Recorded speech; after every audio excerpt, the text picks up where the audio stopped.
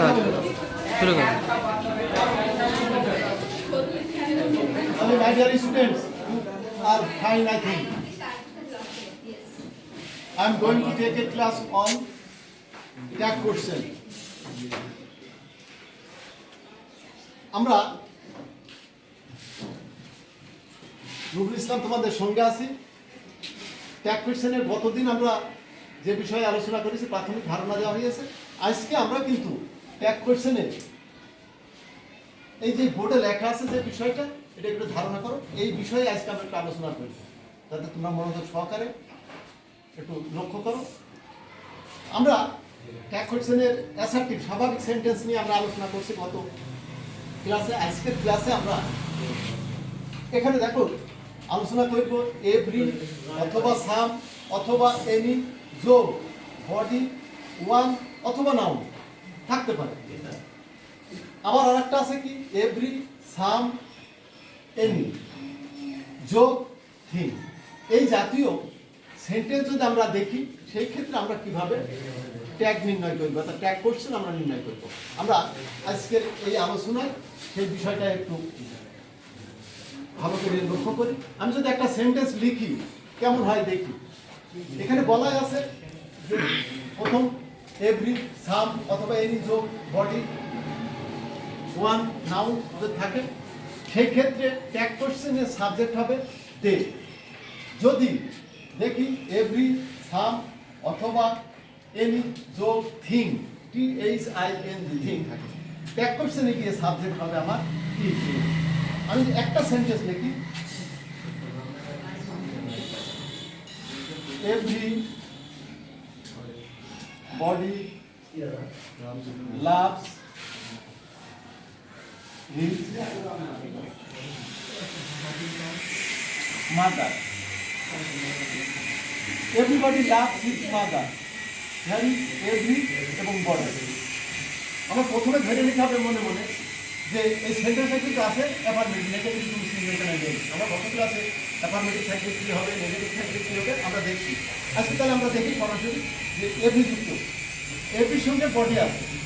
মনে রাখতে হবে যে থিং কথাটা নেই, একটু মনে মনে মাথা ভিতরে আগে শেষ করবো।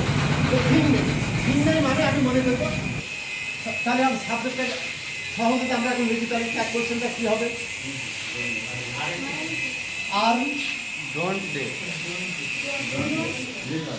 এবার মনে আরেকটা বিষয় মনে রাখতে হবে, যেমন সাবজেক্ট যদি দেওয়া হচ্ছে এর সঙ্গে ডু হবে কি ডাজ হবে, এটা তোমরা তাইলে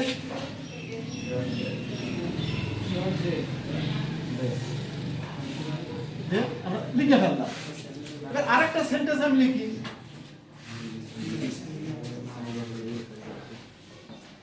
এভরিওয়ান ইজ এক্সপেক্টেড, মনে করে একটা সেন্টেন্স লিখলাম।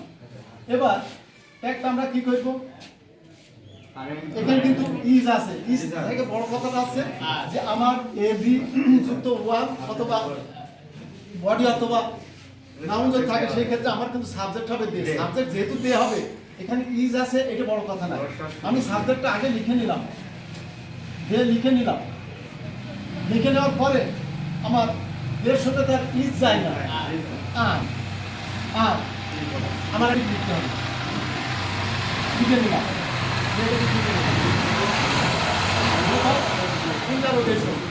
নোট অফ ইন্টারোগেশন আর লিখে নিলাম।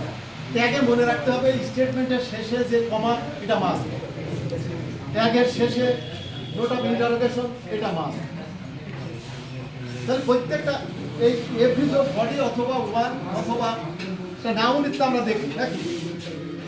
এভরির সঙ্গে নাউন থাকলে কেমন হয়, every citizen is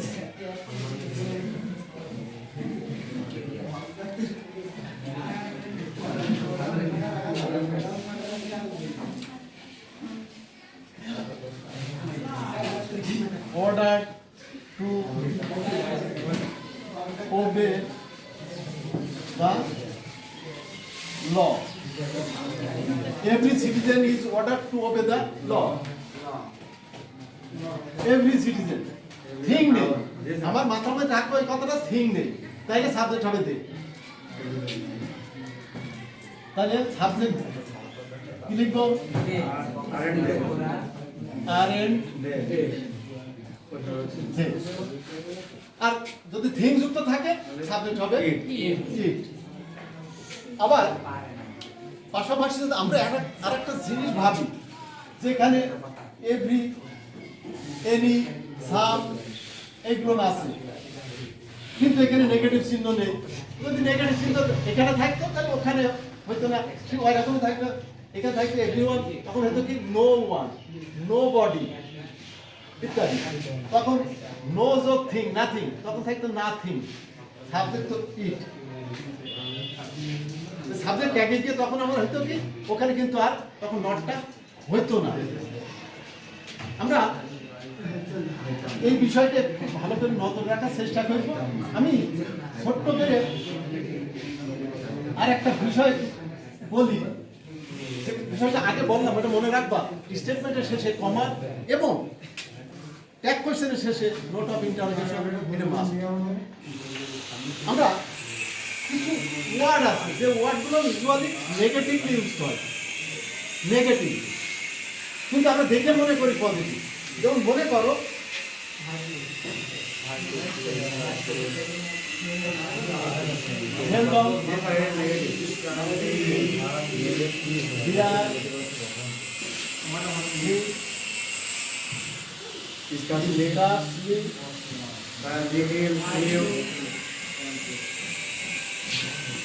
simple view, simple living.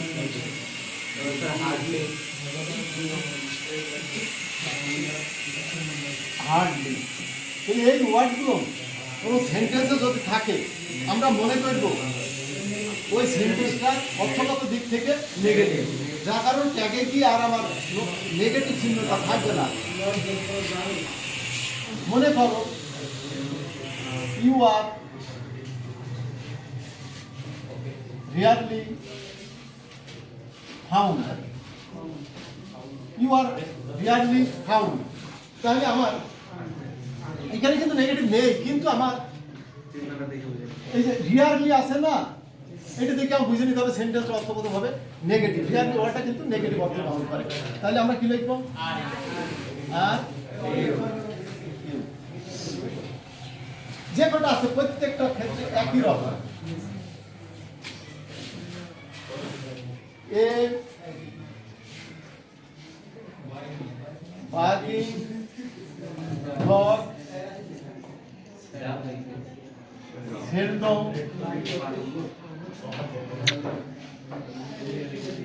bites. A barking dog seldom bites. কি লিখবো তাইলে? This is present simple. Does she?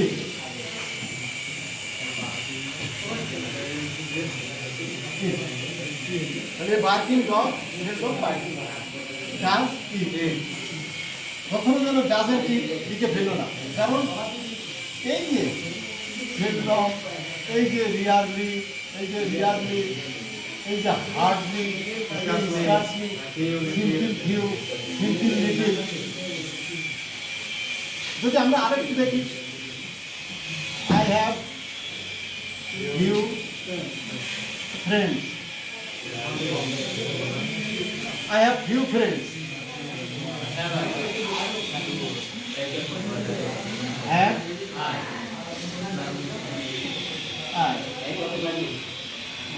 এইগুলো আমরা একটু চেষ্টা করবো মোটামুটি যতদূর সম্ভব মনে রাখার, কারণ চলাপথ ভুল হতেই পারে। তারপর আমরা যদি এই জাতীয় ওয়ার্ডগুলোর কোনো সেন্টেন্স থাকে আমরা মনে করবো ওই সেন্টেন্সটা অর্থগতভাবে নেগেটিভ। আমরা মোটামুটি